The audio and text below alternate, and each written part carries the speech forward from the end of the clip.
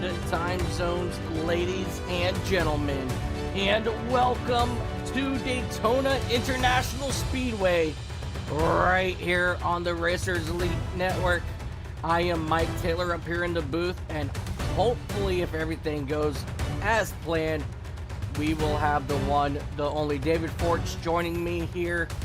But these drivers are going to take on this 2.5-mile circuit. The air temperature is 83 degrees. Track temperature is 114. That means this track is super, super high. These drivers, they do have unlimited tires and unlimited fast repairs, but they are only at 25 incident limit points, and that's something that these drivers are going to have to keep in mind here as they make their way around this circuit for this race here today. Let's go ahead and also take a look here at your current point standings for the Full Send Super Speedway Series. Justin Day, he is out front by just 3 points over Andrew Teft. And you go 8 back from Justin Day, you got Frank Chavez. 9 back to Kirby Wainscott, and then Austin Sale 13 points back. Rounding out your top 10 is going to be Aaron Rowland, Blake Beacon, Aaron Roth, Ryan Warp, Matt Metler, and Brett Bray, who's holding off there in the 11th position. As I see here, Matt Metler and Ryan Warp, they are currently tied for that 10th position. Still early on here in this season, so remember, anything can and will still happen here as we are working round number 4 of today's, or of the season here for the Full Send Super Speedway Series. Matt Monick, he is out on track. Let's go ahead and catch up with him as he is making his way around this speedway. His last lap was a 48.460. And he's going to come back across the line, see if he can better that lap time. And he's only able to put down a little bit of a better up to third with a 3.53, so not too bad of a turnaround there. Now we got Blake Beacon in that number 18 machine once again, doing his famous laps backwards after putting down the lap time. Oh, actually, no, he did not put it down the lap time.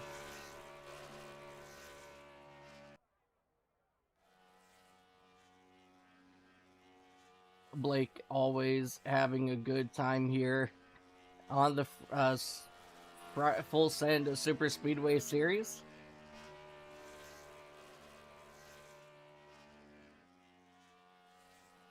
And let's go on the nose of his car. No? Okay. Alrighty, but that will do it here, ladies and gentlemen. We've got 14 cars on tap here today. So let's not waste any time here, ladies and gentlemen. And let's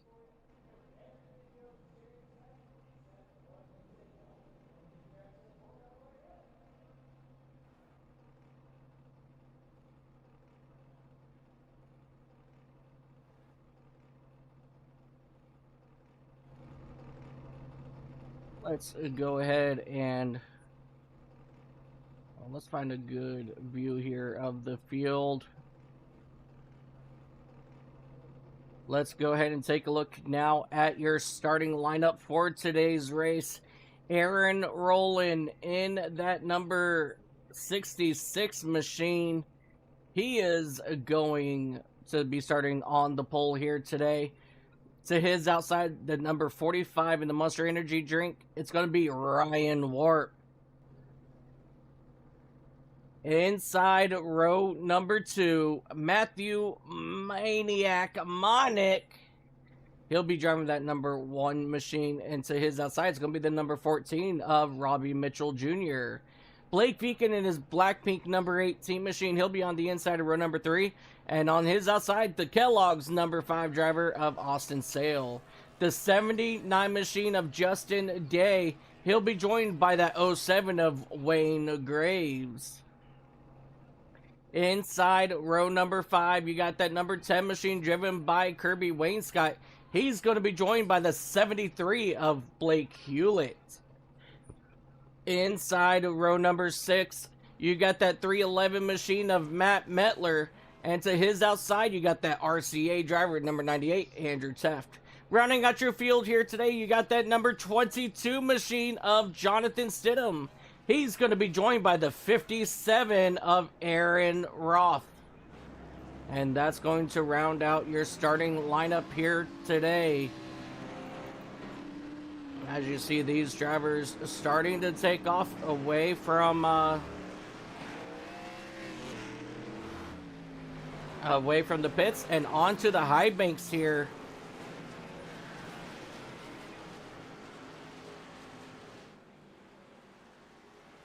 We are excited to get this thing up and running here at Daytona, ladies and gentlemen. We are in for an absolute treat, as I say this every single day, because any day here on Racer Elite, it's always going to be a great time.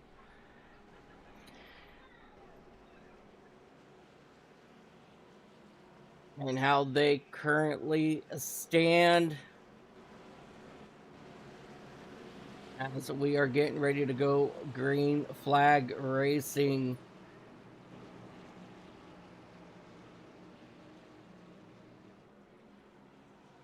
Take a couple quick notes here real quick as we're getting ready to go underway, as they are under their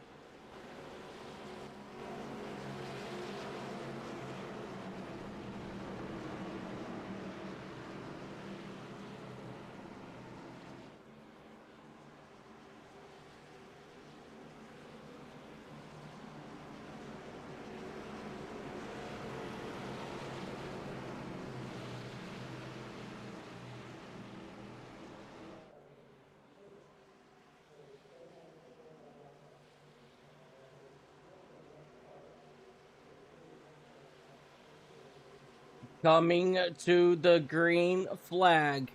It is in the hands of Aaron Rowland, Ryan Ward, and we are green flag racing for the first time here in Daytona, as this 14 car field will roar to life down in the short chute into turn number 1 for the first time here today, as they will go ahead and try to sort themselves out here on the exit of turn number 2.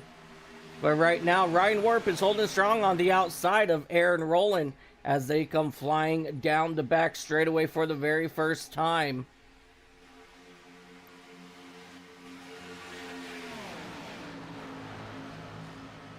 Ryan Warp, he will take over that top spot, dropping down in front of Aaron Rowland in that number 66 machine.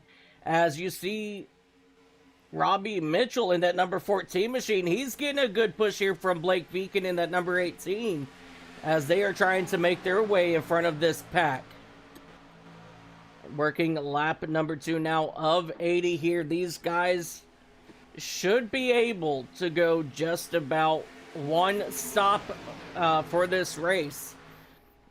So it's going to be very interesting to see how this all will play out. As you see Robbie Mitchell Jr., he will take over the race lead from Ryan Warp, and your top 4 will actually get around Ryan Warp heading up here into turn number 3. Blake Beacon, he's going to drop down low, and here comes Robbie Mitchell right back on the outside with that number 5 machine of, the 36 machine of Austin Sale.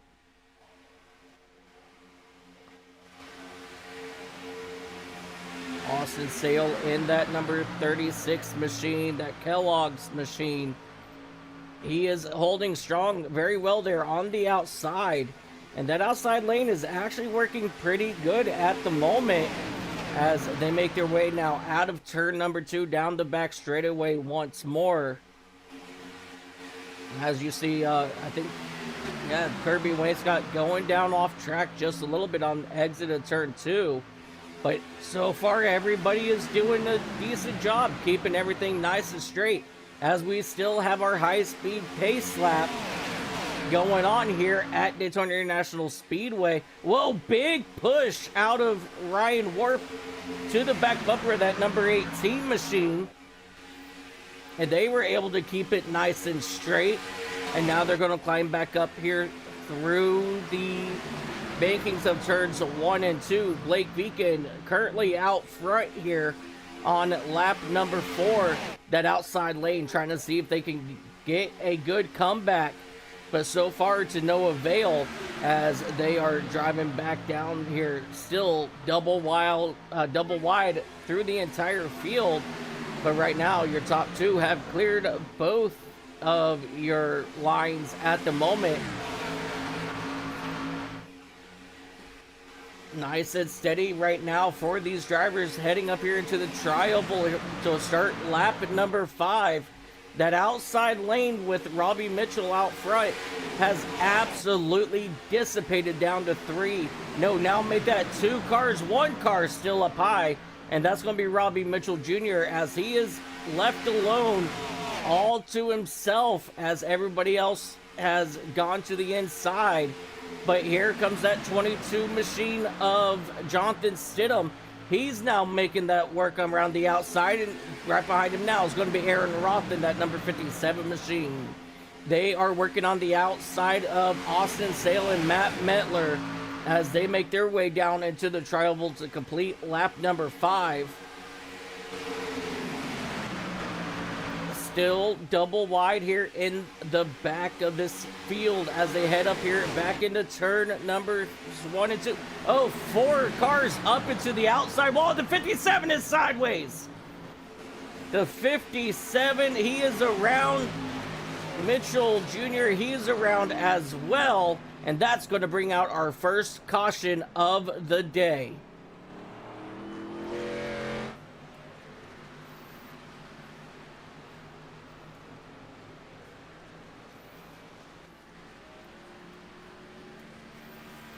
Whoops.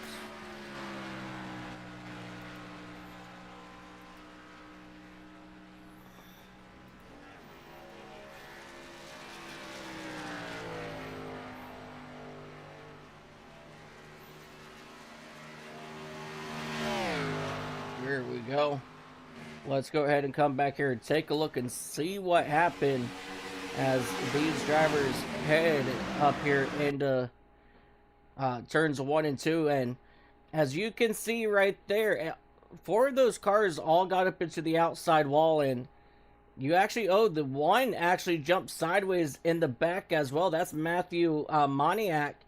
And then as you see, Matthew, he will save it, but unfortunately the 57 of Aaron Roth and that number 14 machine both hard into the outside wall, causing significant damage to their race cars. But they're going to go ahead and bring them down pit road to get fixed up. And they're going to go back at it. And remember, these guys do have unlimited fast repairs and tires here in this series. So you don't want to go through them too quick. So that's just something that these guys are going to have to keep an eye on here. But you've got some cars deciding to go ahead and come on down pit road to get possibly some tires and or fuel. And actually looks like the entire field except Andrew Teft in that number 98 Ford Mustang. I think he's going to actually just stay out here.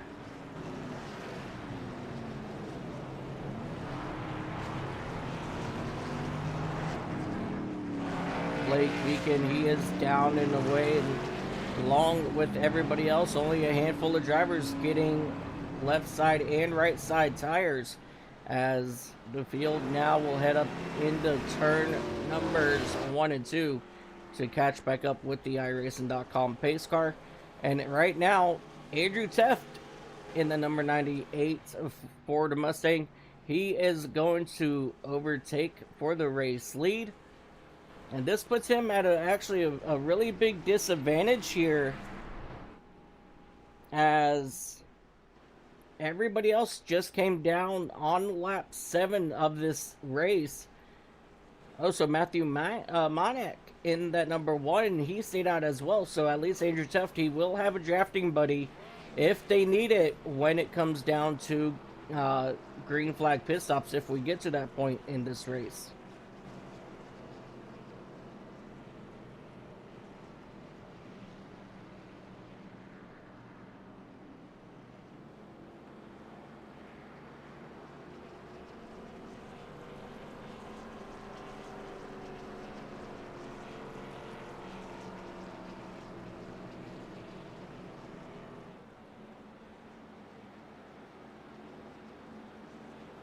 Matthew Maniac, he is currently sitting in that second position. That's not the one that I meant to do. I meant to do this one right here. He did start third, and unfortunately he did get a little bit sideways there, right behind Austin Sale and the 14. I'm sorry, Robbie Mitchell Jr. and Aaron Roth's issue that they had earlier. But he was able to go ahead and get his car repaired out front. And, well, he'll be now starting on the front row here with Andrew Tefton, that number 98 RCA Ford Mustang. And it is going to be a Ford followed by 3 Toyotas and another Ford in your top 5. So all of our Chevys are pretty much 8th through 13th on the way back. And then you go back to Kirby Wainscott in the 14th position in a Toyota. But then you've got the 2 Fords of Matt Mettler and Justin Day starting right in front and behind of each other. But right now, our Chevrolets are having issues. They're all back there in the back as we're getting ready to go back green flag racing this next time by.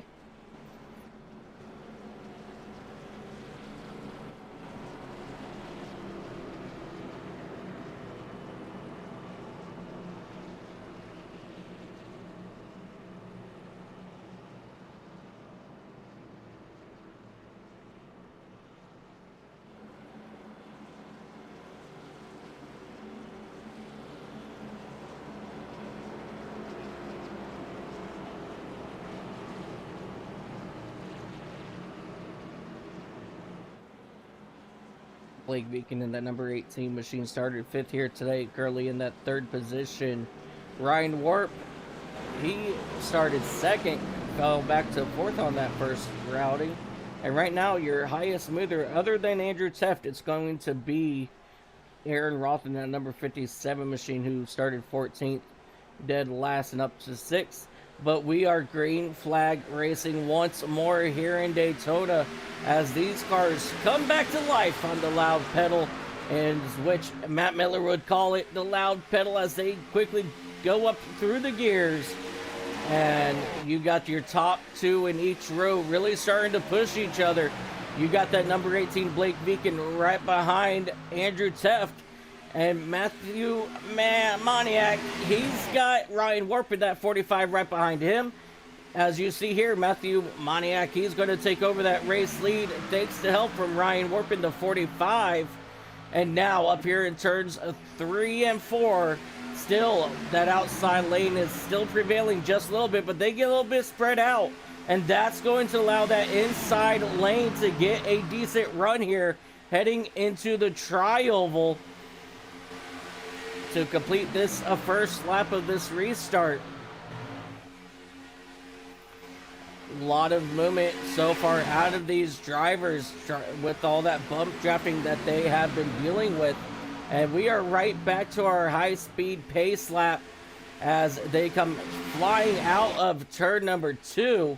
Right now, Robbie Mitchell, he's bringing up the rear of this field. But Matthew Maniac and Ryan Ward, they're going to get out front. 3 wide back for that 5th position.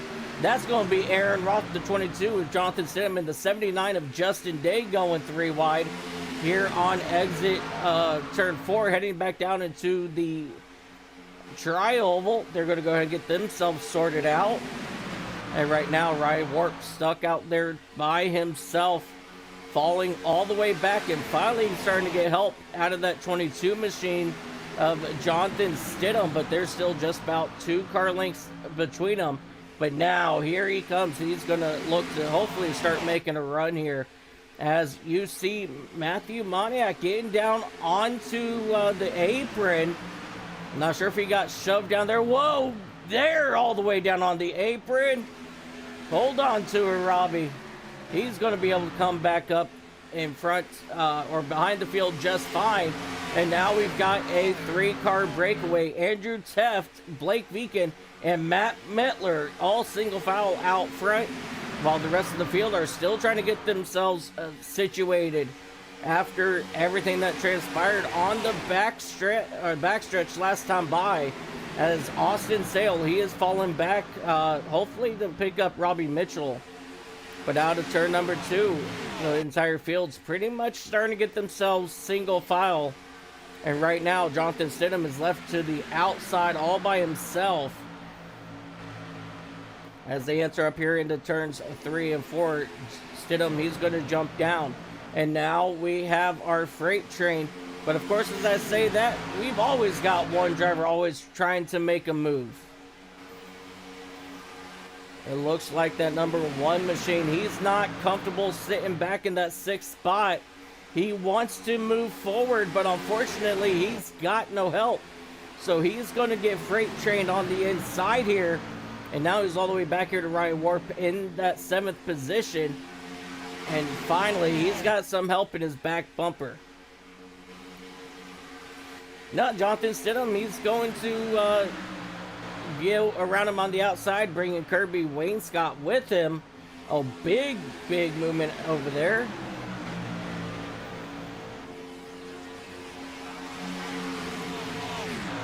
Now, Matthews got to the tail end of this lead pack. And now we still got 2 cars trying to figure out exactly what they're going to do.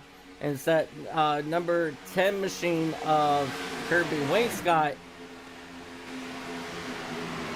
And I believe that might be actually the 66 of Aaron Rowland up front.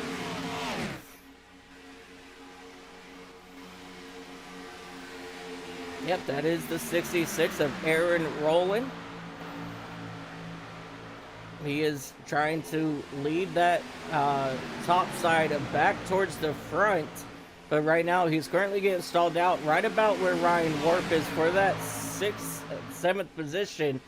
But now that outside lane is coming to life with 4 drivers up top as we begin lap number 16 here at Daytona, as they fly back up here into turns 1 and 2. Really great racing early on here at Daytona with only 1 caution so far. As we do have 3 drivers that have lost the pack. It's going to be the 22, Jonathan Stidham, Austin Sale, and Robbie Mitchell Jr. They've all lost the pack in the back.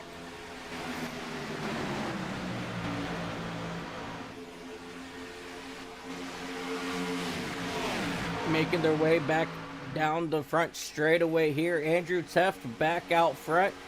Blake Beacon and Matt Mettler are still your top 3. And it seems like nobody really wants to be on that outside lane at the moment, because as you all see here, Kirby Wainscott and Aaron Rowland keep falling back on that outside lane. But Ryan Warp in that 45 machine, he's up top now looking to try to make it happen. And just like that, they're now fighting up here for that 3rd position down the back straightaway into turn 3. What a push out of Kirby Wainscott and Ryan Warp to get Aaron Rowland back to the front, as they are now working on the outside of that 79 machine of Justin Gay. But don't look now, because here they come, still trying to move forward, heading up here into turns 1 and 2.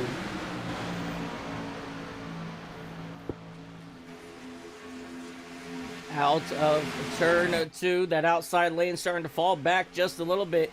They need to get themselves back into better formation to start having that good run that they had last lap when they came up into turns 3 and 4. But still, right now, they're fighting on the outside of that P4 position of Justin Day. And currently, Roland has edged him out up to that 3rd spot. Now that outside lane up to P2 on the outside of Blake Beacon as they make their way down the short chute up into turn 1. Now we've got a battle here for the race lead on the exit of turn number 2. Aaron Rowland in that number 66 getting help from Kirby Wayne Scott. They're going to pull way ahead of the 98 of Andrew Teft. But now they're going to have to quickly decide what they're going to do. As you see, Matthew Moniak, he's going to go ahead and jump down. He's going to get up behind Rowland. No, he's going to try to shove Rowland on the way. He turns him on the coming out turn 4. Hard impacted to the wall for Aaron Rowland in that number 66 machine as they exited turn number 4. Let's go back, take a look, and see how all that transpired.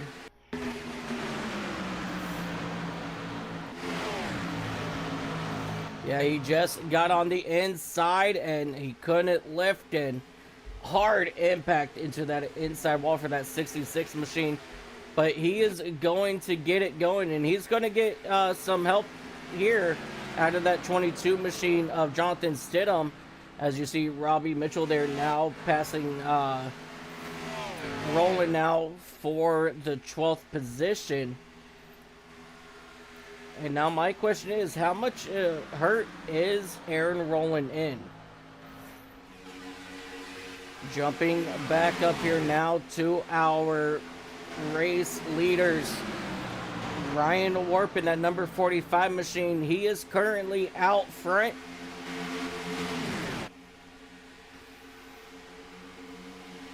And Moniak, once again, he will overtake the race lead, getting help from the 98 machine of Andrew Teft. As Andrew Teft and Moniak, they'll both go ahead and drop down to the inside lane in front of Ryan Warp. And that leaves Matt Mittler to the outside, and he's got help from Kirby Wayne Scott. Wayne Scott, he is looking to help get Matt Mittler up to the front, just like he was able to with the 66 of Aaron Rowland before Aaron Rowland got turned out of turn number 4. But now up here into the bakings, Matt Mittler into the wall, Kirby Wayne Scott into the wall. Getting into the wall is going to hurt that outside lane's momentum, as all 3 of them pretty much hit the outside wall, and that slowed them down. And now they're back here fighting in the back to just about, that 10th place or so, as they start making, get closer once again. And they're going to come here screaming out of turn number 4.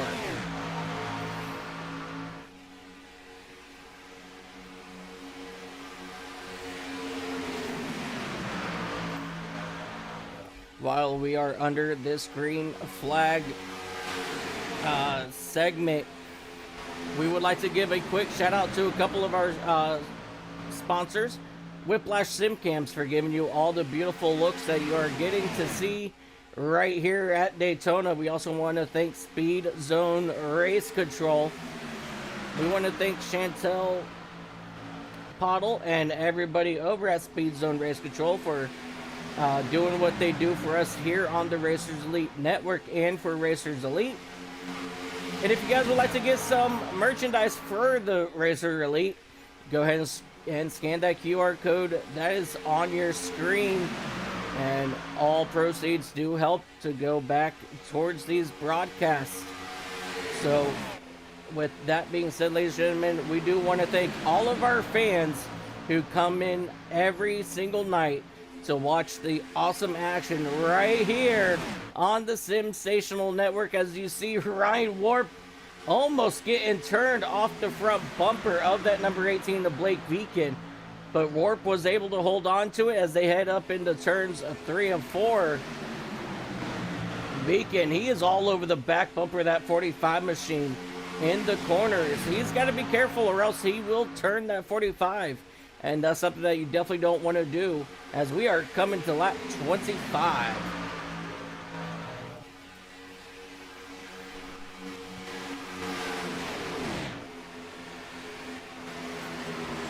Blake Beacon into the outside wall, slowing up that momentum in the rear, and that's unfortunately going to take away the draft help from that 45 machine, and that's going to bring Ryan Warp to the side of Matt Mettler and that number 311.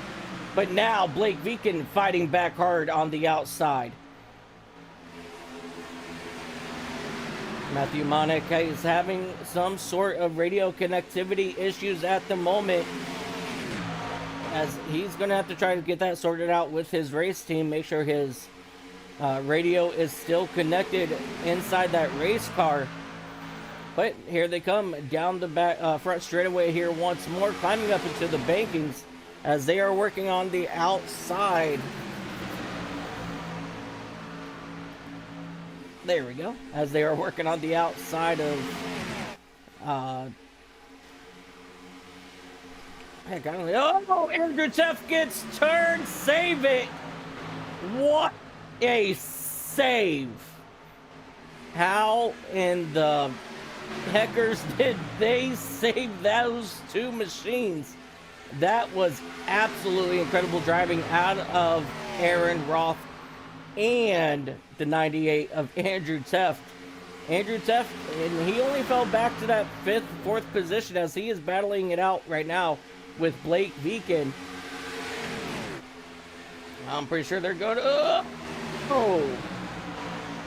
Andrew Teff just threading the needle, getting himself in between Blake Beacon and Ryan Warp, as they are now contesting for the race lead once again on the back straightaway. And just one lap ago, he was completely sideways at 98 here on the back straightaway.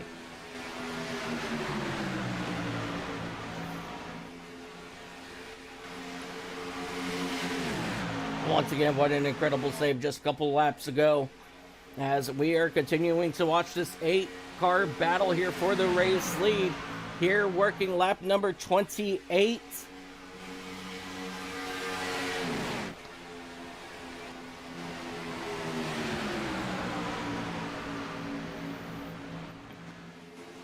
Ryan Warp and Andrew Teff, they're going to take over that race lead, but Andrew Teff, he's going to quickly jump to the inside, but he has no drafting help as Blake Beacon pushes the 45 Ryan Warp back out to the race lead, and now Andrew Teff has got help from that number 1 machine of Moniak as they make their way out of turn number 4.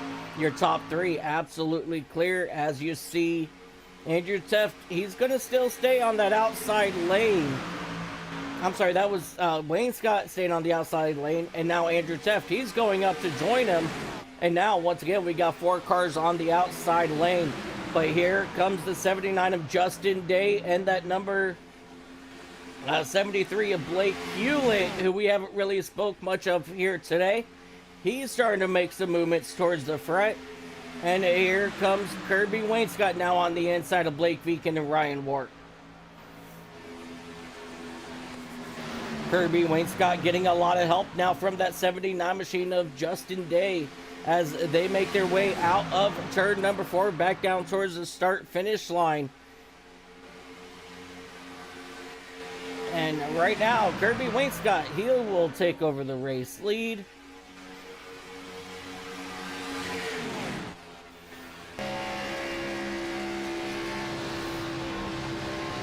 As we ride on board here with Blake Hewlett in that 73 machine, looking back to that 311 of Matt Mettler. These guys have an incredible run now down the back straightaway. Kirby Wainscott still has that lead. And here comes that outside lane with Ryan Warp here once again, as the inside lane kind of got themselves a little bit jumbled up. But that opened up the door for Justin Day to try to make a run for the race lead.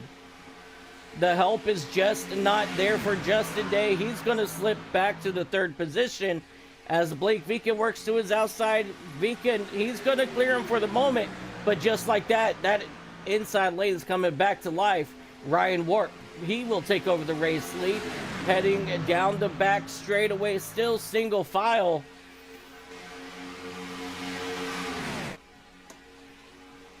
Oh, bigger movements down the back straightaway, heading up into turn number 1. Ryan Warp getting a really big push out of that 79 of Justin Day.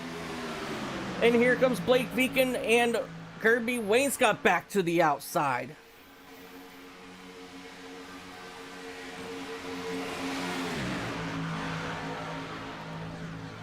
This is exactly the kind of racing we like to see here in Racers Elite. Still side by side, one car up into the wall there on the outside. And that's going to be Blake Beacon in that number 18. He falls to the back of this 8-car pack. Down the back straightaway they go. Still single file. Oh, one car is into the wall. I believe that was Andrew Teft who got turned up into the outside wall. Let me go back and see if we can get a good look at that. See what happened here on the exit of turn number 2.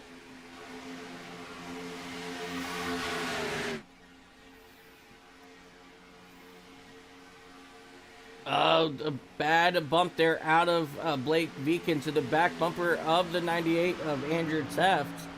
That caused him to fall back just a little bit, but it didn't look like he hit the wall that terribly hard, so he should be all right to continue to and hold off or to stay right here in this pack.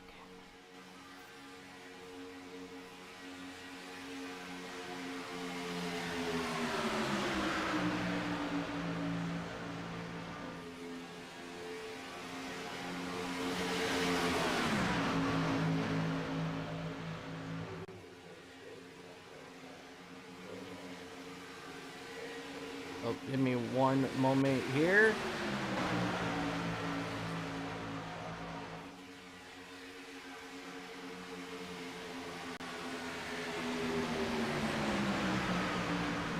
What incredible racing, and I just got slapped behind my head.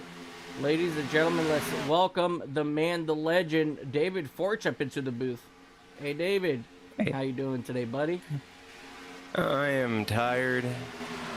I got a lot of the moving stuff done. Still got a lot more to go, but I made it. Sorry I'm late.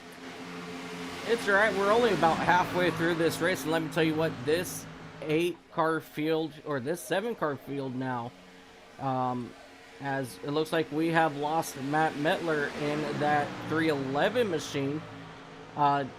They've been on a very good show right now. Let me tell you what, if they keep it up the way it's been going so far, this first part of this race, it's been absolutely incredible racing as we continue to have side-by-side racing with Matthew Monick and Wayne Scott battling it out for the race lead. Yeah, I mean, this looks like a very well-organized cell. Fortunately, like we were saying, I missed the start, so that sounds absolutely thrilling to watch. But right now, it looks like it's really coming down to these guys here, and they're doing a good job keeping it clean. You see a little bit of movement left to right, but for the most part, they're doing a pretty good job out there. Yeah, we have been seeing a lot of left and right movements down the straightaways here. And we even seen, 2 cars pretty much completely sideways down the back straightaway. They were able to keep it forward, and they are still racing hard as heck as they come out of turn number 2. Heck yeah, sounds like another good week of would-be cautions, and I'm sure the drivers are definitely preferring the would-be aspect of that, because it's a drag to have to drive these things around at almost speed limits. So it's not surprising to hear that they've been doing so well. Yeah, I brought up the track map just for a brief moment, just so that we can get a feel of just about where everybody is at. Aaron Rowland in the 11th position. He's got Jonathan Stidham, Austin Sale, and Robbie Mitchell Jr. all in this little pack back here as they come out of turn number 4. And then we jump in front of them to the 07 of Wayne Graves and Aaron Roth. And then we jump up a little bit further here. Matt Metler Currently, he's by him lonesome, but Wayne Graves and Aaron Roth are quickly gaining on him, just about 4 seconds off. But it looks like Blake Hewlett now has lost it out, or that front pack. And same with the one machine. So something must have just happened back there. Let me see if I could go back here and take a look and see what happened.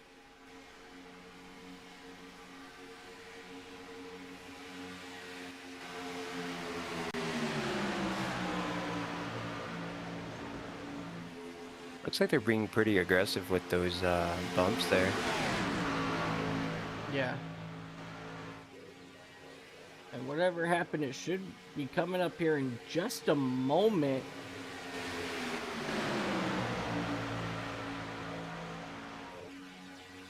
Because Hewlett and Moniak both fell back pretty quick.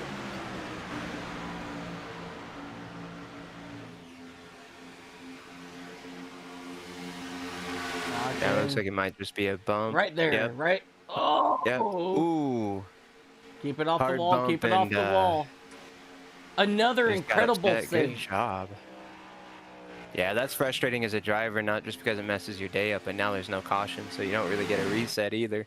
So that was beautiful driving by them to make sure that wasn't a bigger ordeal, but kind of a bittersweet double-edged sword, if you will. You know, you survived it, you can live to see more laps, but now you are going to be seconds back with no help. And when these cars get in the line, they pick up a lot of speed and a lot of momentum, and before you realize it, they're right back up there. Yeah, absolutely. As you see, Matthew Moniak, he is getting a black flag. I'm assuming that is going to be for a bad re-entry out of the pits. So he's going to have to come down pit road, serve a drive-through. So that number one machine's day just gone from bad to worse. But still got a long way to go. Yeah, we just hit the halfway mark here, so here at Daytona. So I mean, you know, you do have a little bit of time to make up, but it's still going to be, he's just going to keep getting beat and beat and beat every lap because, you know, like we were saying earlier, with these cars in a line, they're going to have an advantage over any smaller packs or just a single vehicle. So he's going to have to do his best here to maximize and execute and keep everything clean, build up as much momentum as he can, and just get ready to blend in. Yeah, absolutely. And as we see Aaron Roth, he's now coming down pit road in that number 57 machine. I feel like there's not a lot of communication going on between a lot of these drivers and when they are pitting, because Aaron Roth, he just came down pit road all by himself, and that's going to absolutely hurt him.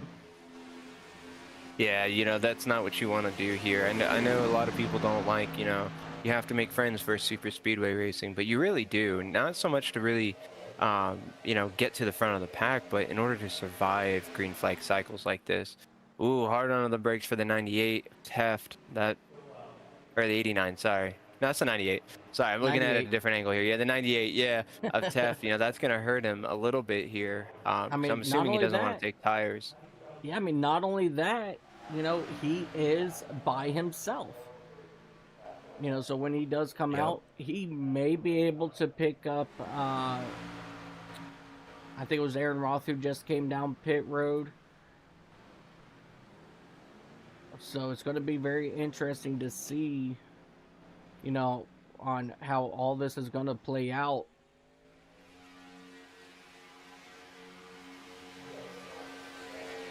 Yeah, but see, if everybody is doing the same thing and not, you know, pitting in packs, that's going to help, you know, everyone out in terms of lack of track, you know, track position lost as far as, you know, actual physical location. Yeah. But it's not going to help you tighten up on them because you're going to be running the same speed. And unless you get a straggler to pick up some air, you know, unless the other car is not being smooth around the track, I mean, it's going to put you at a stalemate, you know, more than anything, as we see the 98 now merging back in with the pack here, staying nice in the middle, making sure he gets a little bit of aerodynamic push. And he's going to drop in and follow the leader. Yeah, absolutely. And, you know, he is currently following them, but at some point, this top four here, they will all have to come down pit road. And That's again, that's going to leave Andrew all by himself out here. And it doesn't look like Aaron Roth, he is around at the moment. So he just now passed the start finish line. And Andrew Teft, he's back here on the back straightaway. And I think he just lost that draft. Yeah, the 98. The 98 had a rough re-entry into that. But that's going to be one of the things that you have to manage. You're going to have to make sure that they get you at the right spot of the track and you move in just at the right amount of time to get that pole. But it looks like he did a good job to keep on to it. It was definitely within that questionable little under half a second range where the air becomes less dominant and it doesn't pull you as hard as you would like. So good job by him to kind of manage that. He's only one lap down, so that's going to kind of bounce back in his favor for a little while. Maybe with him being at the end of the pack, when they come out, they're going to kind of remerge together, or he's going to be able to keep and build enough momentum to not have a significant loss when they catch him, so he can do the same thing that he just did. Yeah, absolutely. As we are now working lap number 45. A lot of these drivers, they did last pit back on lap 7 and 8, so they shouldn't be out here too much longer. Because Andrew Teft, he was one of those drivers that stayed out under that first caution that we had. So yeah, so these guys are gonna have to come down probably here in the next maybe 3 to 5 laps.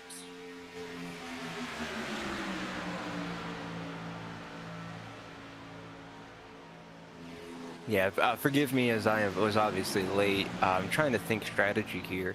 How many laps can they run on a tank? Well, right now, 46 is the call. So these guys, this is it. They can make it the rest of the way. Yeah, and that's not going to go into Teft's favor there as far as having cars to draft off of, unless, like I said, the timing is just going to work out to where they're going to be remerging as he comes back around the track. But he's definitely going to be at a disadvantage with this many cars coming in at once. But yeah, and being 46 laps, a couple cars pitted at lap 43. Everybody, whoa, we see a car sliding into the pit, and he doesn't make it. Off into the grass he goes. No caution as of right now, as he's not blocking the racing surface, but that looks like that's going to be, forgive me, Aaron Rowland. Aaron Rowland in that number 66. That's rough. Good thing, though, I mean, he didn't really damage his ride, but unfortunately he is going to be hit with a penalty for that, for unsafe entrance, but it's still manageable, so I think we'll be all right. There we go. Let's go back here. Coming on down. Heavy brake, and Matt Metler in that 311 machine got hit with speeding on pit road on entry. So he's going to have to be in his pit stall for an extra 40 seconds. That's going to be rough for him.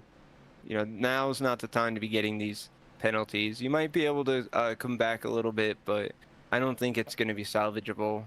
We're just over halfway to go now, halfway through the race, and unless you get incredibly lucky, the way these drivers have been driving, there's not likely to see you know, a lot of cautions to get your lap back and everything like that. So definitely going to be a hindrance, but who knows? We've seen Wilder.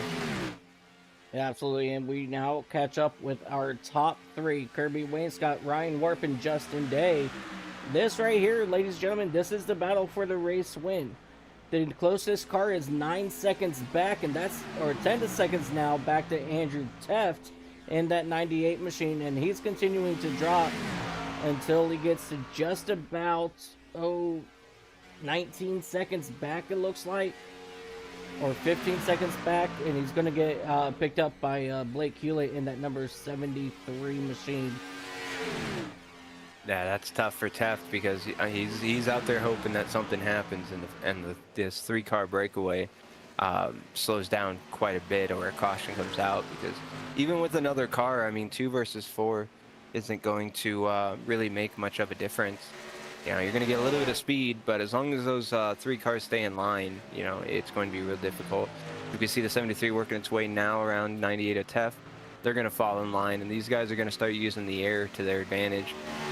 You do see a couple cars broken up behind them, so maybe they're going to kind of hang tight, not really push too hard until they gain, until they catch up to them, and then they're going to use the power of the what would that be, 5 cars there, and it's doable. I mean, we what, 50, 60, 70, 80, 30 more laps to go.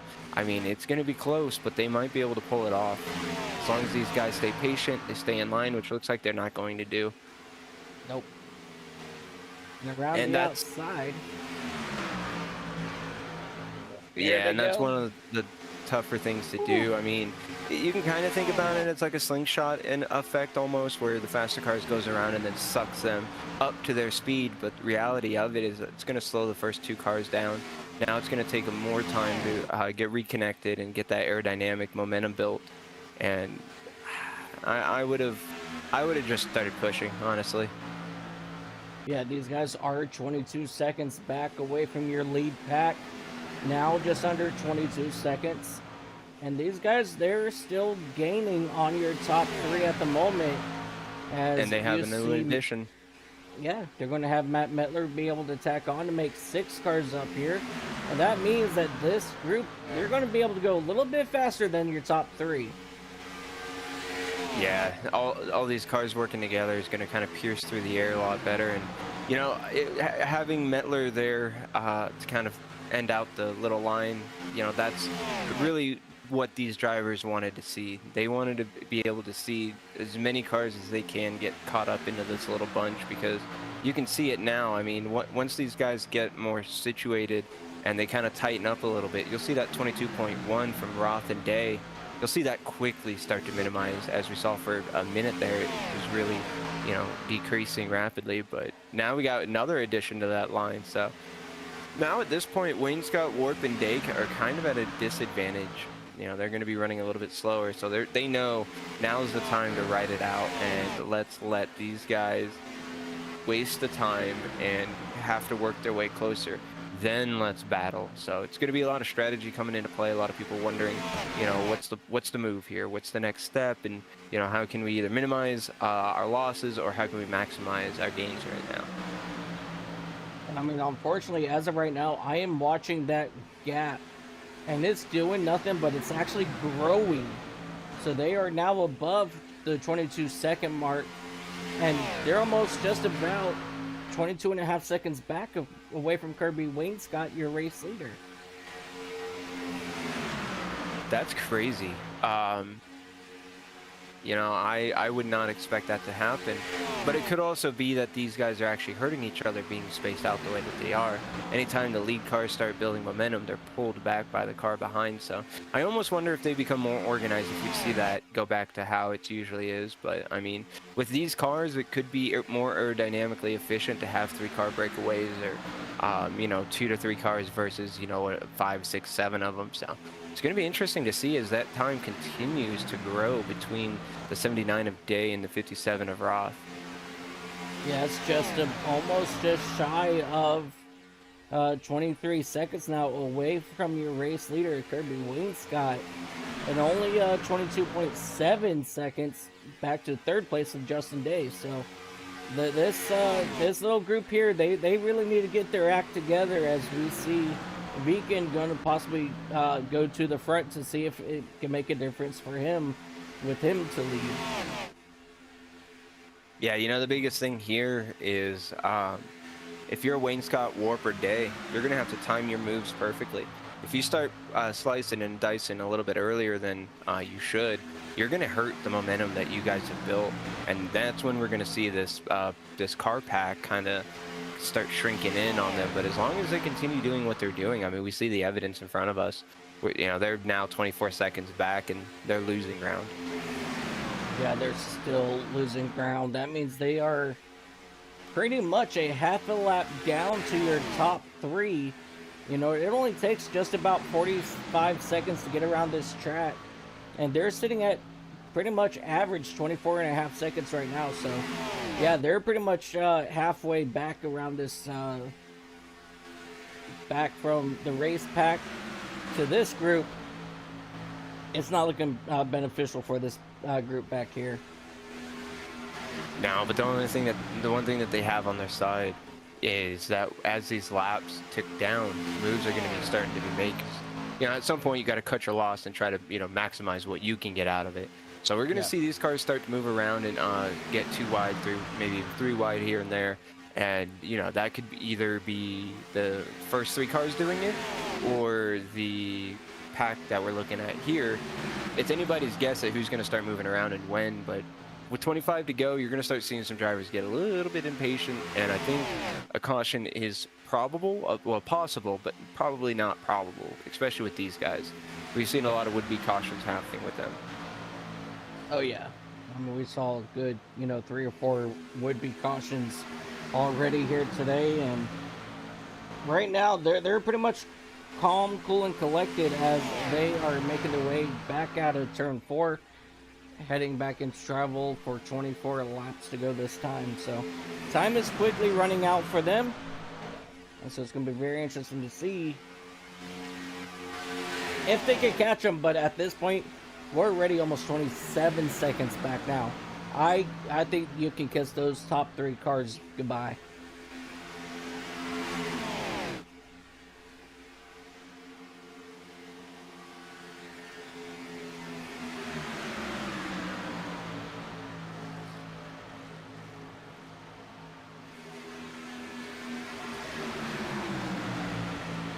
Yeah, sorry about that. I had to have a quick side conversation about some of my items. Unfortunately, I don't think I have my pedal cables anymore. I might have to order some more. But yeah, it's very unfortunate. So you wouldn't be able to run with us tomorrow anyway. No, that's why I wasn't putting up much of a fight about it. So I was like, nah, don't worry about. I ain't gonna lie, I'm kind of bummed. Anything. Yeah, me too. Trust me. I was very looking forward to doing 24 hours of Spa. I love Spa. But right now, we're looking at some things heating up on the track there, going down the back straightaway. We see 2 cars who decided to jump to the outside line, maybe try their luck, see if maybe they can pull a little bit better than what the lead cars are, but that's going to hurt them a little bit more. They're now, what, 28 and a half seconds back off the leaders. Like I said, at some point, you just kind of got to cut your losses. We see 3 cars now trying to work that outside line and try to make up just a few more positions, at least try to get a top 5 out of it. And, you know, maybe we'll see a bad push or something like that from somewhere in the field. You know, I mean, you see right now, cars are kind of moving around now as they get, you know, bumped and pushed and all that good fun junk you see here at the Superspeedway Racing. And you know, 66 is doing a good job of staying right behind the 311, I believe that is, but we're seeing him kind of get a little bit high and start pushing on that right side, and that's going to be a recipe for disaster. So, I mean, these drivers might get lucky and get a late race caution and be able to get back up to the field, and we'll see a pack race, but right now, I'm not really feeling too confident in anything that I'm seeing right now. The outside line doesn't look like it's developing. The timer, the scoring tower is continuously growing between Viken and Day. I can't remember how to pronounce that, so I apologize. But yeah, I mean, it's going to come down to either a 3-car battle for the lead, or we're going to see a late race caution, and we're going to get some more exciting action. Yeah, absolutely. As we are quickly coming up here on 20 laps to go. Well, I mean, I have some good news for you. The next team event is going to be the 6 Hours of Road America on July 24th. Oh, so, fun. I hope you and Isaiah are up for that, because we're going to kill it. I mean, what do I got? Depends on the day and times that I got to drive. I mean, what do I have going on with my life right now? This is pretty much my job. Hey, that's my life right now as well. And now these guys have gotten themselves somewhat back into single file. But I think they got to the point where they noticed that they're 30 seconds back. I think they pretty much threw up their hands in the air and said, you know what? It's just all up to us now. Yeah, you know, these drivers are realizing that they're not gaining, so might as well go into self-preservation mode. Try to do your best to work your way up to the field so your you know, finishing position is just that much higher. And hope that somebody makes a bad move that doesn't affect you or is you, and maybe get lucky with a 10 to go caution or something like that. Give you a couple laps to build momentum, start making moves, and you know, maybe if you're the number 14 of Mitchell or the 311 of Mettler, you might be hoping that you get your lap back. Oh yeah, absolutely. Yeah, Mitchell. He's tagged on to the top 3. That's going to be good for him, you know, as So long as that his, makes a lot of sense. That explains why they were not gaining on this front pack.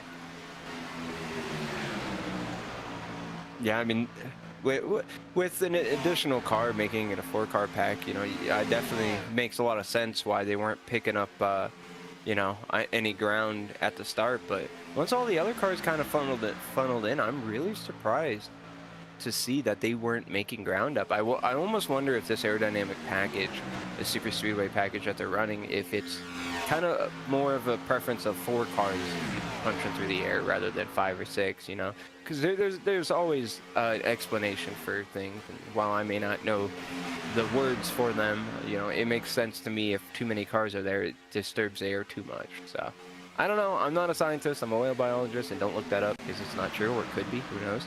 Yeah, I mean, I'm surprised that this 4, 8, 9-car pack can't catch up. Yeah, it's definitely very shocking at the moment. 7. You know, that this field is not able to make any sort of run on them just yet. And but I mean, then again, this is the Gen 6. Yeah, that explains that. So that's something that we haven't discussed. Because weren't these the cars that... No, that was the Gen 5 cars that kept doing that tandem drafting crap? yeah, no, that's the car tomorrow, and those are my personal favorites. I love the tandem drafting. I got so good at it. It was an art. I miss it. I wish we could have a version of that back. But yeah, Gen 6 definitely, you know, spending the season in them.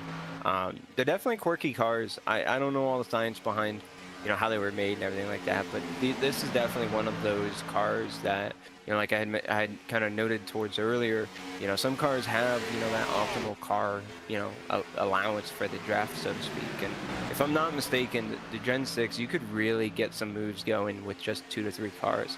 I mean, we saw it many times on Super Speedways racing it in the league on Thursdays.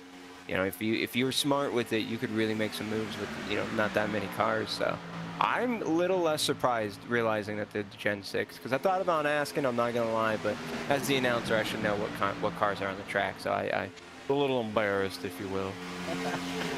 Well, you know what? As a broadcaster, you should know... No, I'm kidding. I'm kidding. I'm sorry. Apologize for me. Hey, look, I actually had to write down when I was producing for you guys over on another network, and you guys were changing car and track every single week. I got it down on my calendar of what was coming up so that I knew.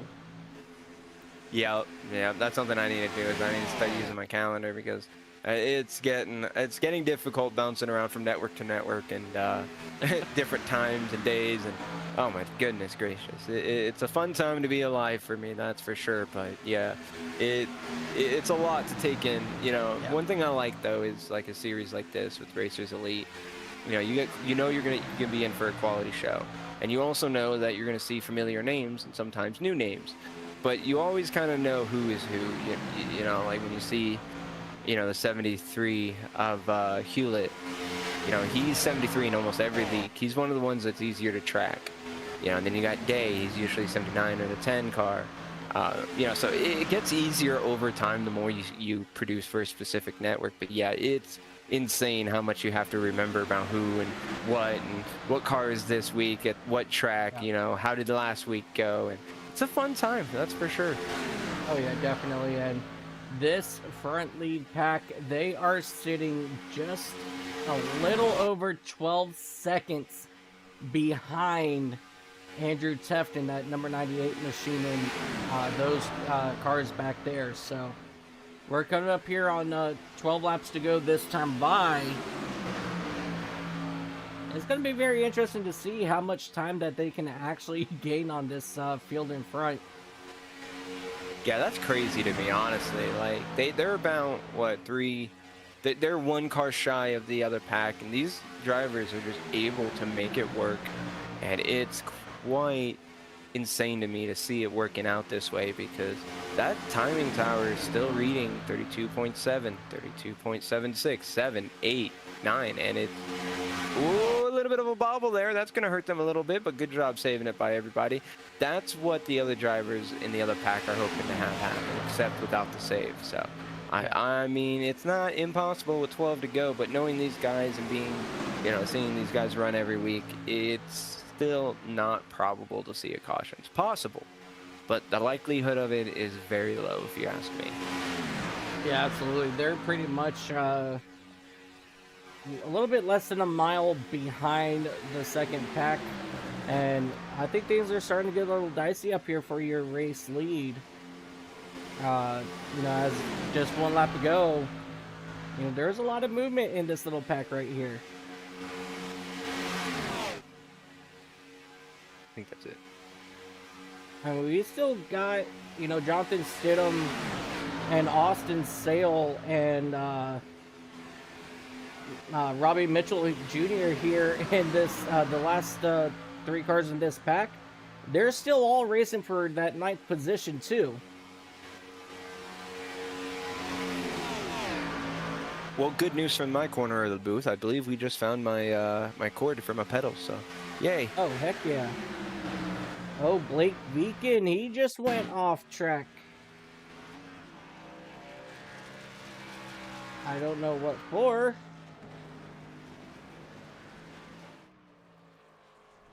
Oh, right there. Yeah, something happened to him and he went for a small ride.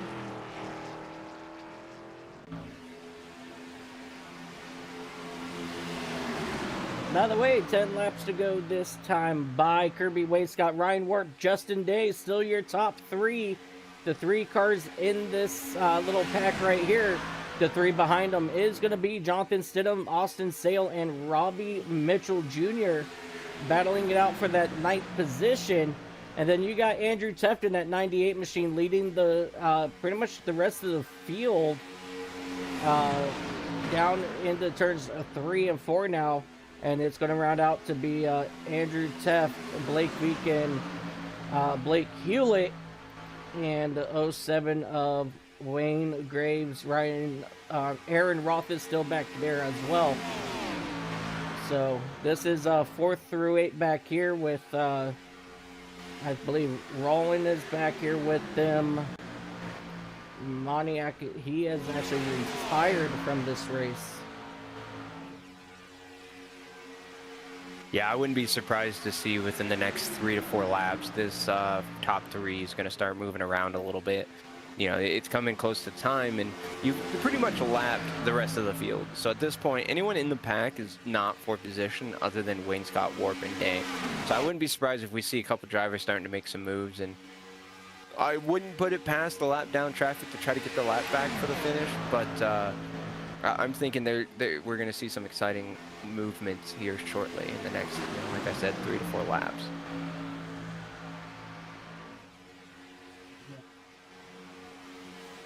Definitely agree. Ooh. There's 7 laps to go this time.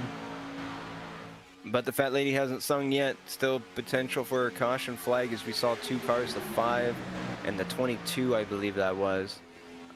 They had gotten connected front and back and kind of wiggled down like a little snake. So, I mean, it's possible. It just takes one bad push and they go up towards the wall and you get a caution flag. For the most part, if they go down towards the inside wall and through the tri-oval, it's not going to bring out a caution unless they remerge and at a slow and sideways speed. But, you know, I mean, anything's possible. These guys might overcorrect finally and not be able to save it, or it's just going to be a big crash. As you see the 22 get bumped up to the outside. The 5 is really aggressive right now in the back of the 79 of Day, and the number 5 of whoever that is, I don't see him on the scoreboard. That's actually the and it's, of course, the car's not on the lead lap. You're just going to point that out. We got a caution. That's good news for a lot of drivers, especially if you're Mitchell in the number 14. But yeah, whoever that is in the number 5 ride. Austin sailing the 36. In the 36, yeah, he was getting really aggressive there, and it was only a matter of time before that happened. The number 22 there, Stidham, both of them a lap down, and I don't know. If I'm a driver right now, I'm a little frustrated, Oh yeah, definitely. especially if I'm in that top three, because this is unnecessary contact between two lap down cars, and I mean just absolute devastation for the top three. Exciting times for anyone outside of the top three, but you know, if you're in the top three, you're swearing right now. You're mad. Oh yeah, for sure. Let's go back, take a look at it again here.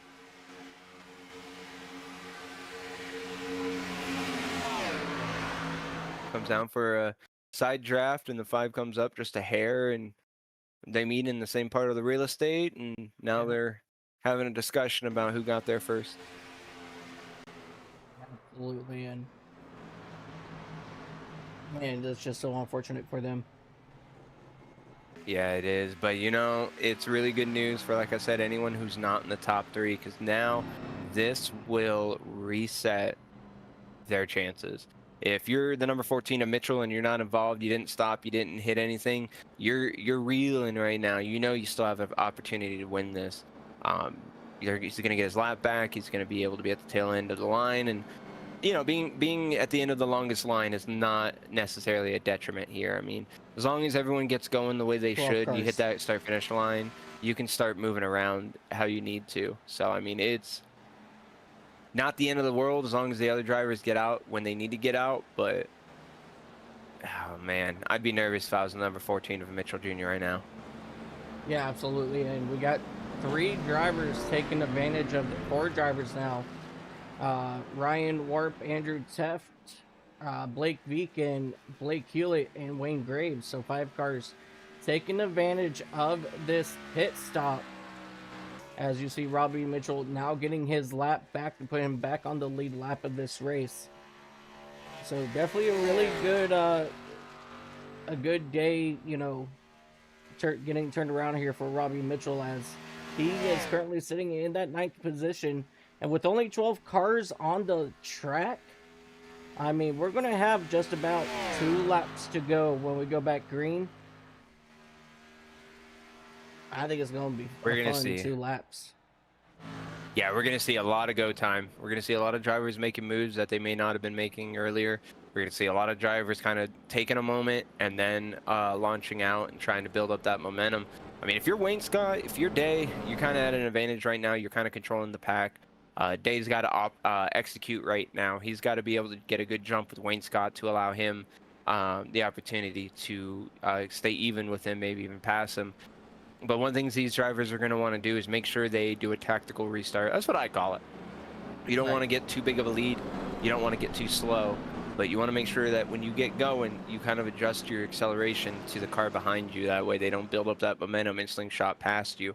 Because when you have a limited window, I mean, a lot of drivers are going to go for it. I personally like to stay in 2nd place, give myself some control of my situation. So, you know, it's unlikely, unless I get ahead of steam, that I can't, you know, back out of. It's unlikely for me to make a move like that with 2 to go. I'm usually out of the, turn 3, turn 4 is where I make my moves. But a lot of different strategies, a lot of different styles, and that's going to add a lot of flair to the finish here today. And these guys are clean, but they get downright dirty with it. And it's likely we might see a car on its roof. We might not see anything except for some great green flag racing. But, you know, only time will tell for us right now, Mike. Yeah, only time will tell. We will be doing a natural green-white-checkered. So we haven't been extended at all. This is going to still be within the regulation of the standard race. If I'm not mistaken, they do have a few green-white checkers that they can burn through. So that's usually 3, and that's why you saw drivers like Taft and Graves and everything like that come and warp and come down to the pit road for a little bit extra fuel, just in case things start to go a little bif wonky. Because right now is go time for every single driver in the top 9 at this point. If you're 10th, 11th, and 12th, if you're 10th and 11th right now, Sale and Stidham, if you are able to play your cards just right, stay clean, And these guys mess up and you avoid it, you don't stop on that track, you're back in action. You got your lap back. So we're gonna see Sale and Stidham kind of fight each other. I'm sure of it. We're gonna see them try to stay ahead of each other just for that extra security, just in case there is a caution flag and they're not again part of it. Absolutely, and I'm looking at this right now. Wayne Scott, he's got the 57 of Roth behind him. Day, he's got Ryan Wart behind him. Woo. Strong drivers. Yeah, so it's a stacked field, that's for sure. I mean, we got Teft right outside the top 4. He's sitting in P5. And, you know, Hewlett back there, he's a strong driver. Day's a strong driver. I mean, Wayne Scott, everybody in this field is a pretty good driver. So, I mean, we're going to see some exciting action as that pace truck dives down onto pit road and we get ready for them to roll through the restart zone.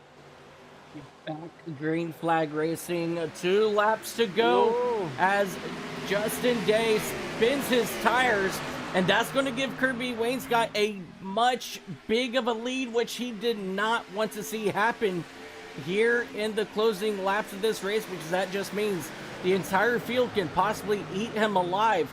And now Wayne Scott, he's put in a situation where he's got to defend, and he's got to choose which lanes to defend, and that's happening right now as they make their way up. Trouble! Ryan Warp is around, the 57 is around. Hold on to it, boys. He ain't got it. Bigger trouble. 14 involved. That's not going to be good news for him. Fortunately, he is on the lead lap, so that's tough luck. Well, we're going to see our first green-white-checkered official overtime here. Oh, a little netcode. And then Robbie. And then, right off the nose. Ooh. Then Aaron Roth, I felt like he just stayed in it. He goes, I'm coming for you. Yeah. We'll get rated one way or the other. Hey, you know what? We've still got plenty of fast repairs left, so come on down, get your fast repair in, you know, and do it all again. Yep, and oh man, we're in for some moves here. I mean, I wasn't expecting to see them spinning their tires on the restart, but these drivers are really getting on it on the start, so it's going to be interesting to see what happens here. Everyone's prepared for it. You know, they experienced it. They know to expect it. So it's going to be fun to watch these drivers adapt to it, knowing what's about to happen. You know, exactly. Spinning your tires really isn't something you imagine at Daytona or Talladega. You think, you know, the way they geared out, that, you know, you're going to get a nice smooth acceleration.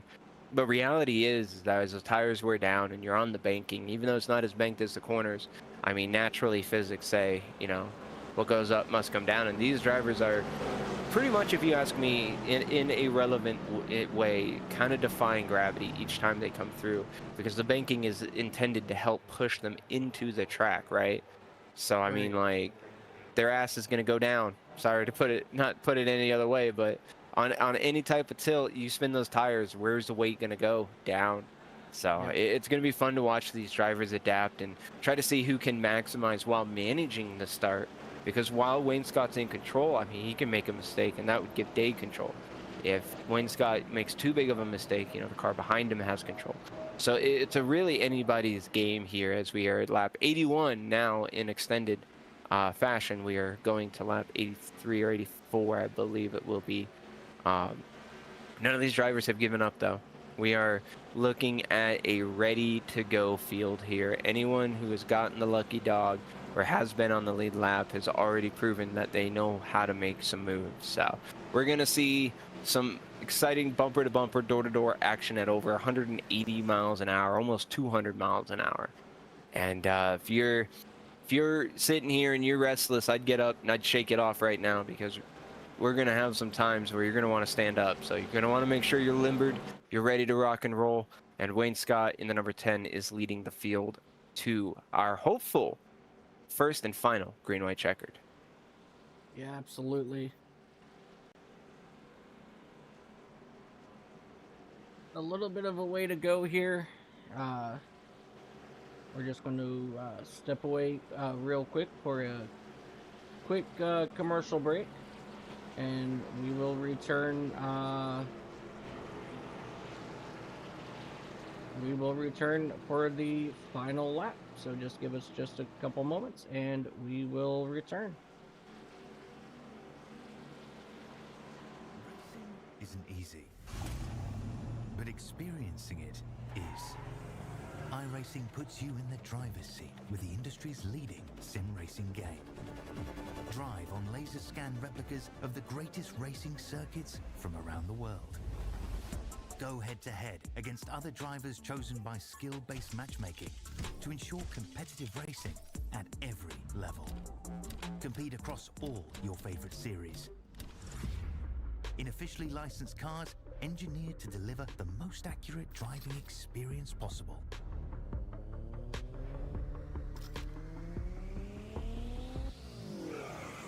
Join a race or host your own with players from across the globe.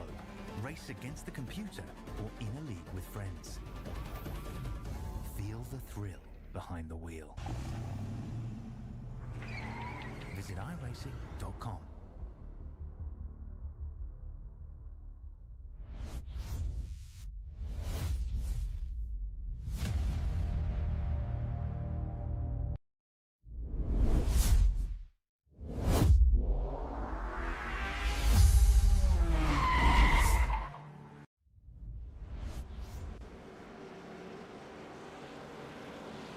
Ladies and gentlemen, Oh, OBS. Oh, there it goes. welcome back to Daytona International Speedway as we are getting ready for our first green-white-checkered attempt as the field makes their way down this back straightaway. And so far, the racing's pretty much has been pretty tamed, but I don't think that's going to be the case here for our restart here, as Kirby Wainscott and Justin Day will lead the field to the green flag. And we now got 10 cars here on the lead lap. So it's still anybody's game. Yeah, you know, that's 10 cars with 10 opportunities to win between them. It's anyone's guess on who's going to come out on top. It doesn't matter how dominant Wainscott has been. With this bunched up field, it is up to anybody's timing, anybody's luck or bad luck. It's going to be fun as that pace truck dives down to pit road and we roll our way into the restart zone. Green flag is back in the air here at Daytona National Speedway. That top lane did not get going, and that's going to allow Blake Viken to get onto the inside of Justin Day for that second position. But Justin Day, he's trying to hold strong. Viken, he jumps to the high side. He's looking for the race lead on the exit turn number 2, but here goes trouble. Oh, Netcode. that was big time netcode. Big, huge trouble out of turn 2. Man, these things are prone to net coding. I think they need to be re-evaluated. Yes. Because that's crazy. We are now on our second official extension of the race. So we are on our second green-white-checkered. And that was a big, big crash. Now, the good news is there's no damage. These drivers are able to come back and try it again. But yeah, that we saw it live. We'll see it again. Netcode on the outside causes a big stir-up. Now, they did a fantastic job of making this not as dramatic as it could have been. If you look, it's actually behind them that everything gets checked up, and just another netcode incident right there. And I don't think if netcode was doing that, I don't think we would have seen this crash happen, because these drivers were doing a very great job at cleaning up what just happened. And it's unfortunate for these guys. They now get to deal with another green-white-checkered, but the good news is there's no damage. So these drivers are able to recover. If they want to go get 4 tires and they have them, they can go get them. If they don't, no big deal. It's Superspeedway. But yeah, just things happen quick at 180, 190 miles an hour, and just netcode was not in their favor for this incident. Yeah. Unfortunately, your lucky dog would have gone to Jonathan Stidham, but he did end up tapping somebody in the rear. So really tough break there for Jonathan Stidham, as he will not get the lucky dog. Yeah, and that's a very unfortunate thing for him. You know, and it's frustrating as a driver. What do? You know, there's nothing you can do. you know, you're doing your best to keep it off of everybody, but Yeah. you know, your tire slide or your momentum is a little bit different than what the car ahead of you was. You were already building up on them, and you know that's definitely a disappointing situation for Jonathan Stidham in that number 22 Chevy. But I mean, it's not over. He might get another opportunity to get back on the lead lap. I mean, they have another green-white-checkered. He might still have an opportunity, but for now, it's up to the top 10: Graves, Beacon, Day, Mitchell, Sale, Hewlett, Warp, Roth, Teft, and Wayne Scott. You know, it's up to them right now to maximize and execute, and you know, not let that happen again, because the more cautions they have, the better chances they're giving other drivers. So you want to make sure you execute right off the rip and you can actually get going. And some of these drivers are pushing it on fuel. You know, we have to remember these guys pitted and they had just barely been under or over or just at the line of when they need to pit. So some of these drivers might be doing a lot of fuel saving. They might be shutting the car off, high gear, you know, doing everything they can to kind of stretch it, because they may not be able to make it another green-white-checkered. Yeah, that is definitely very true on that aspect. And it's definitely something that we're going to have to keep our eye on as we are getting ready to go back green flag here in just a couple of laps. And with that being said, we're going to go ahead and step away for another commercial break. And when we come back, we will hopefully bring us all the way to the finish.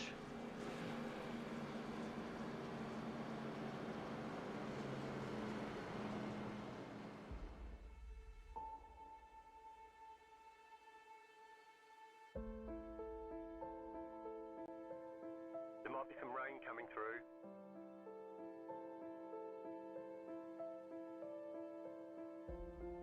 We expect rain soon.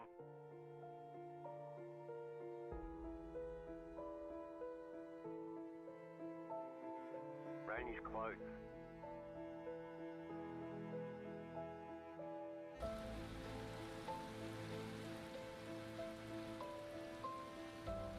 The session has been declared wet.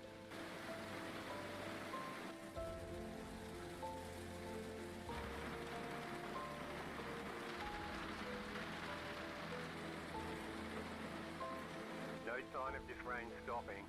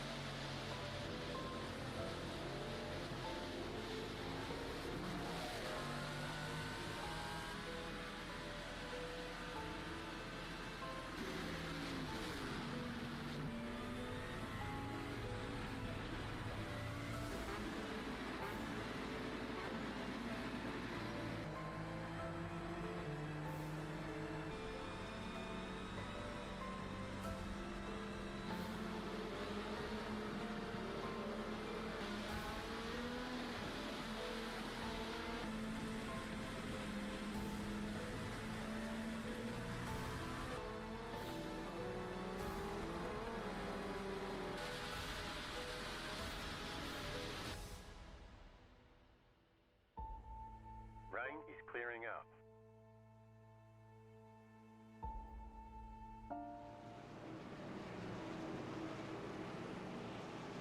Ladies and gentlemen, welcome back to Daytona. A lot of pace laps. They just take a little bit too long, so we stepped away here for a brief moment. But let me tell you what, we're going to get ready to go back green flag racing. Wayne Scott versus Andrew Teft. And then you got Ryan Warp and Aaron Roth behind them. This is going to get interesting, ladies and gentlemen. Back into the restart zone. We are green flag. Wayne Scott quickly getting out to an early lead there. And Andrew Teft, he's going to drop down right behind Wayne Scott as they make their way back towards turn number 1. Here comes that 57 machine of Aaron Roth. He's looking to take over third. Ryan warping that 45 machine's having issues getting going on that outside lane, but he's now got Austin Sale in his rear view mirror. They are all pushing each other down the back straightaway with 2 laps to go. Still very strong on the inside lane.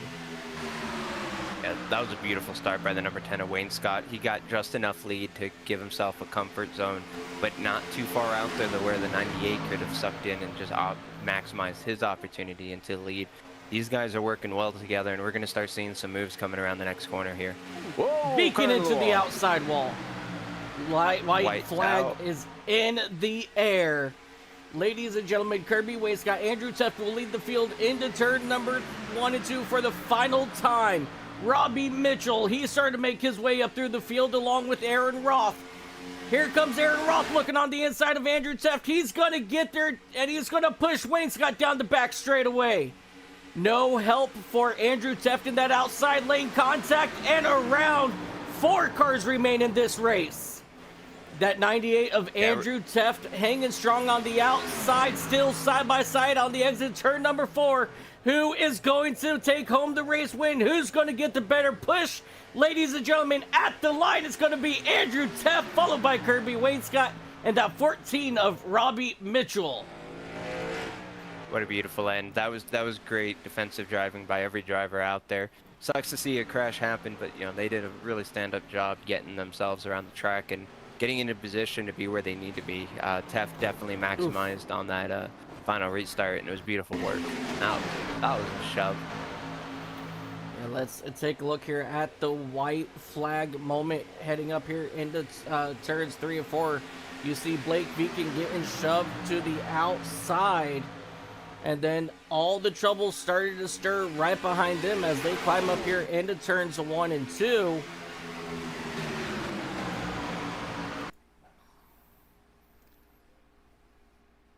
I'm trying to remember if it was, yeah, I think it was here 1 and 2 when everything. Man, that 5 is all over the place. Yeah. Oh, here we go down the back. Yeah, and then coming down the straightaway. Yeah, just a bad push creates a big problem. As you can see, I think that's number 14 going back and forth on the back bumper of 57. That's going to slow them down, and that gives the 0-7 momentum, but he gets a bad bump into the back of him, shoves him into them, and then everybody just continues to check up and just nowhere to go, no room to move. You see the 5 getting into the 0-7 of Wayne Graves. They take a little trip down into the infield grass going into turn 3. The 45 gets into the side of, I believe that's Hewlett, into the 22 of Stidham, and then nowhere for Day to go, nowhere for these drivers. Just they're at the mercy of momentum, and glorious action happening here. Jonathan A lot of Stidham. rotation. Jonathan Stidham up and over here in turns 3 and 4. The 07 briefly upside down as well. Another hit up and over the 07. Thank God this is iRacing. Yeah. But I'll give him an 8 out of 10 on sticking the landing. Yeah, that was solid execution. I would absolutely concur to that.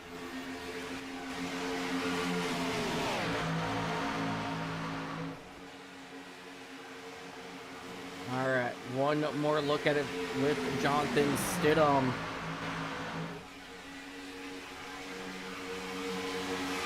Yeah, I mean, you can see them already getting pretty aggressive with their push and going into turn number 1. So I'm not surprised to see it build up that way. And you see the 5 there moving around quite a bit on the outside of the number 22. And finally he's able to get into the into line with them. But everyone else starts bumping and swerving and checking up. And there's no time to react at all by these drivers. I mean, it happens so quick. This is it's all very real unfortunate. time. Oh. Oh, man. Imagine being in a motion simulator for that one. Oof. Yeah, right.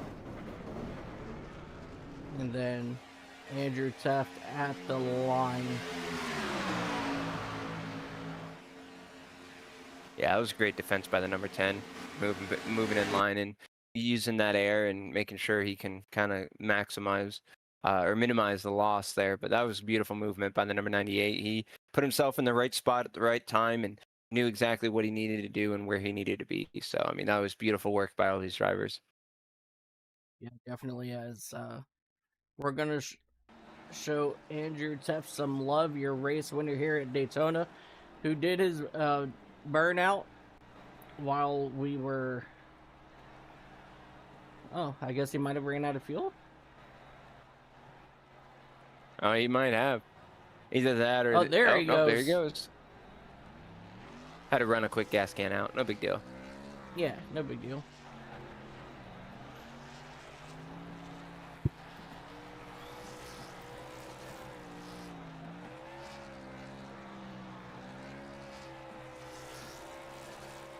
Ladies and gentlemen, your race winner, driver of that RCA number 98 Ford Mustang, Andrew Teft, burning it down here at the start-finish line.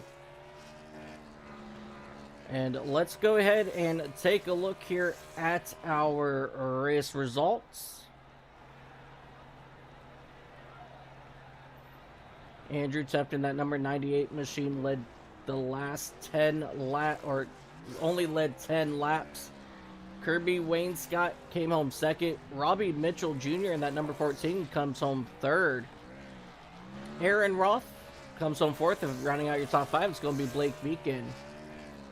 Ryan Warp, Austin Sale, Blake Hewlett, Justin Day, Wayne Graves will round out your top 10. And to round out your 14 car field, it's going to be Jonathan Stidham, Aaron Rowland, Matt Mettler, and Matthew Monick. As he will lead the back end of the field. And we're going to go ahead and take a quick moment here and get set up here for our interviews.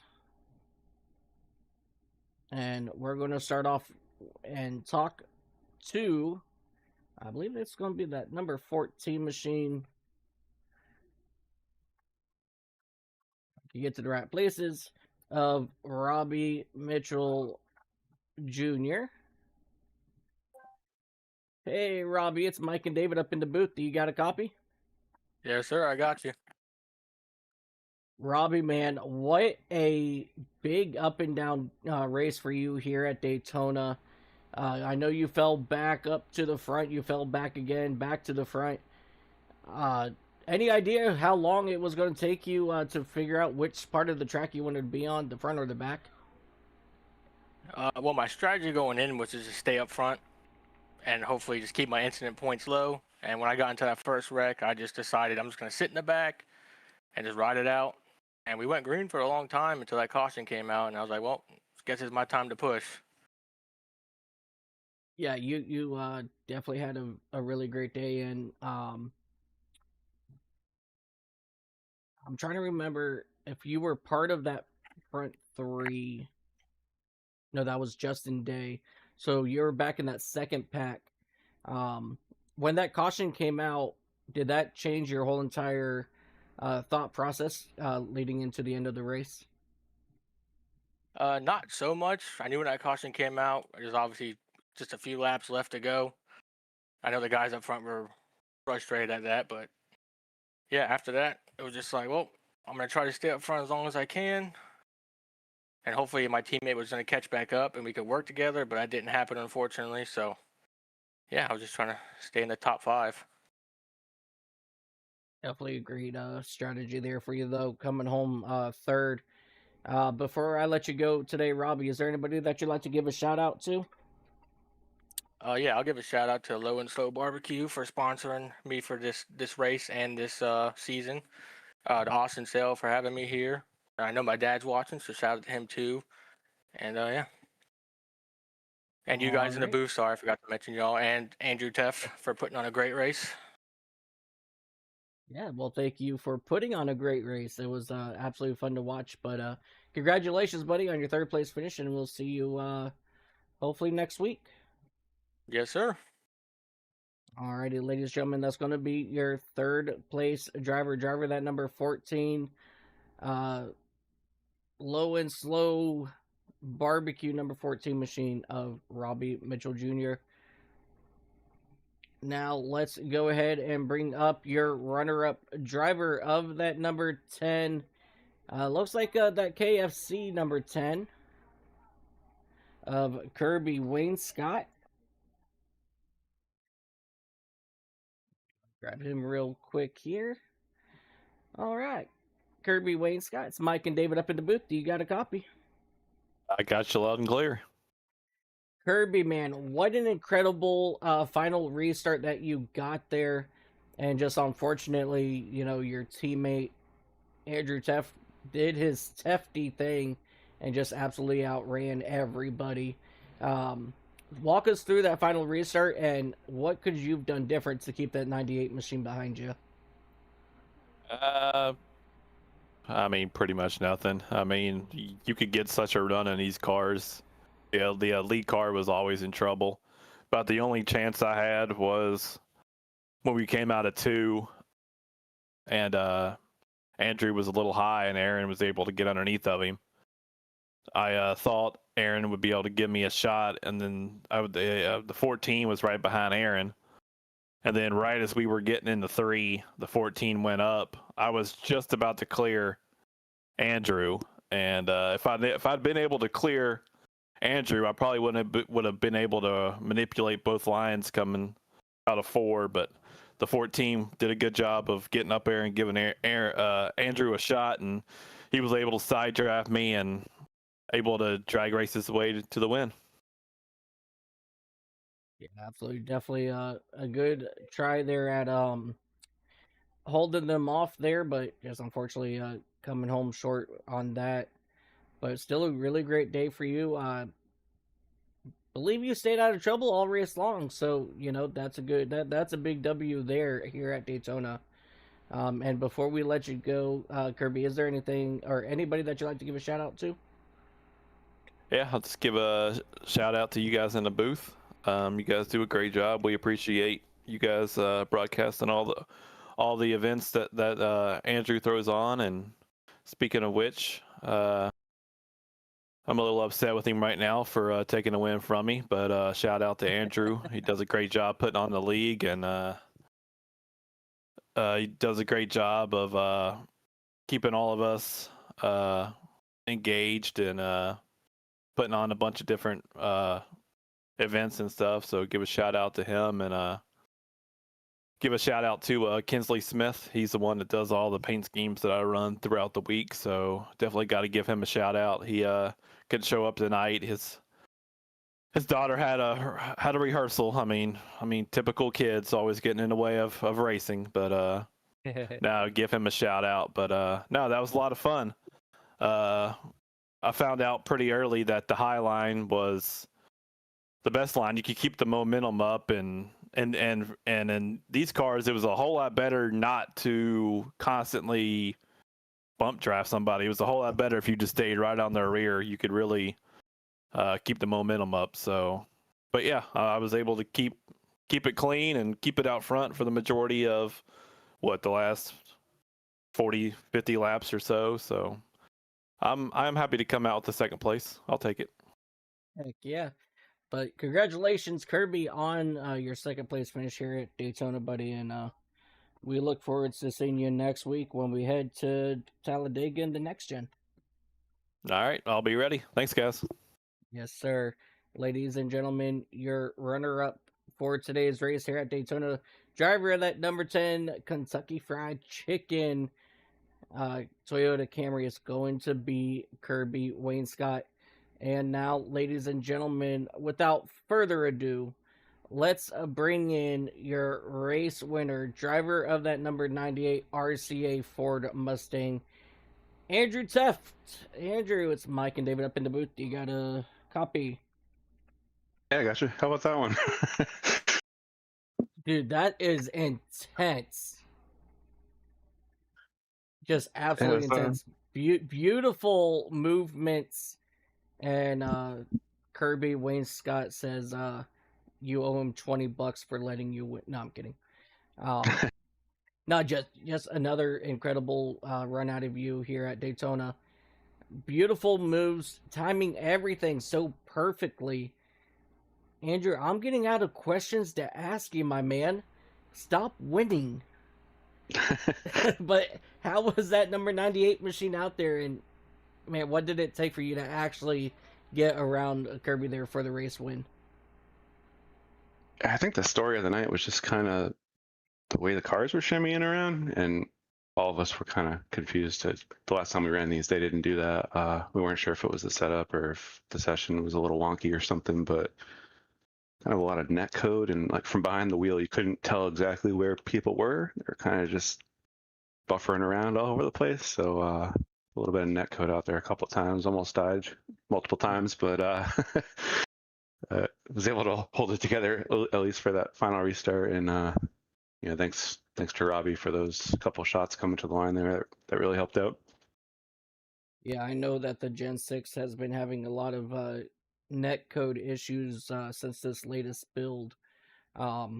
So seeing it is not exactly surprising, but it's definitely really frustrating from, not only us up here in the booth, but definitely for you drivers down there, because you guys are all in the thick of it. So definitely rough to see those net codes there happen. But man, let me tell you what, these cars just absolutely put on an amazing show. But yeah, I mean, there's not much else I have to say about that. Just another great run out of you in that number 98 machine. And before we let you go, Andrew, is there anybody that you'd like to give a shout out to? Yeah, just thanks to everybody for being patient tonight with whatever that was.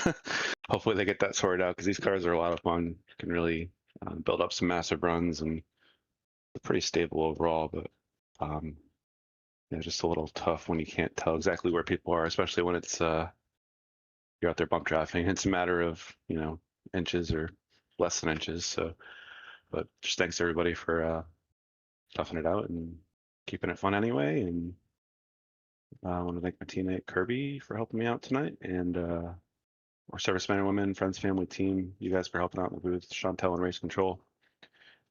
And tomorrow night, we're actually going to be racing in a different league on a different network. So if you got the time, check out Slingshot Racing Media on YouTube.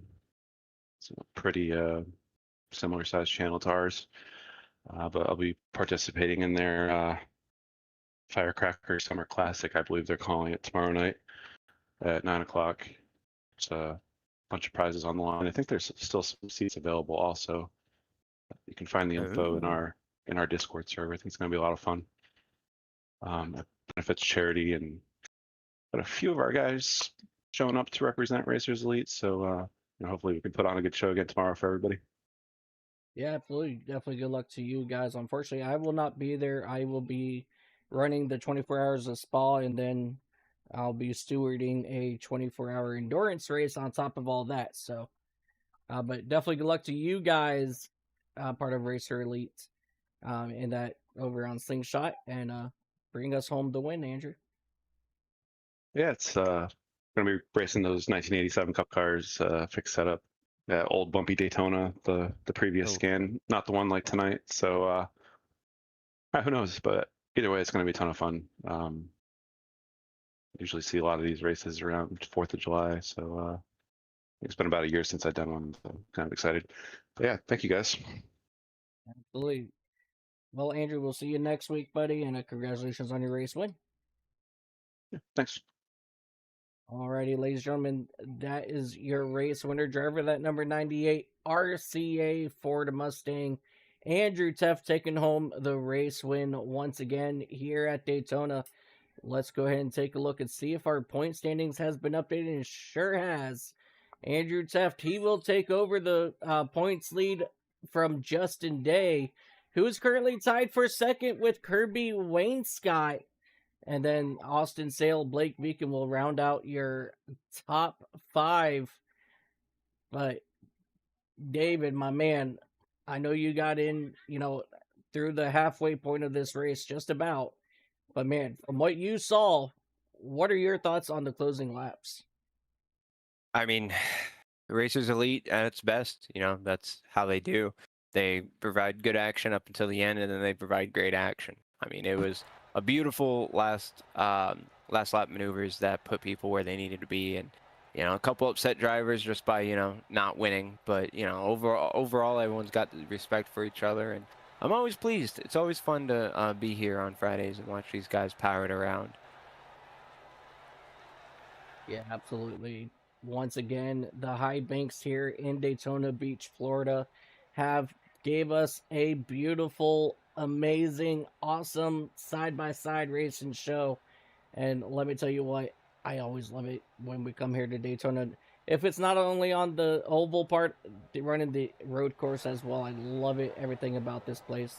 Always love coming here. But next week, ladies and gentlemen, we're going to head over to the sister track, Talladega Superspeedway, and we're going to bring out our next gen cup cars as they will tackle that speedway for just about 80 laps. But with that being said, ladies and gentlemen, I am Mike Taylor up here in the booth alongside me, my sidekick, my best friend, my racing buddy, David Forch. And on that note, ladies and gentlemen, I want you all to always remember, no matter what you do in life, ladies and gentlemen, you have fun doing it. If it's not fun, you go and make it fun. Until next time, ladies and gentlemen, thank you guys so much for tuning in. And always remember, again, guys, always remember, I'm saying it again, no matter what you do in life, have fun doing it. Until next time, have yourself a wonderful, beautiful, amazing time zone.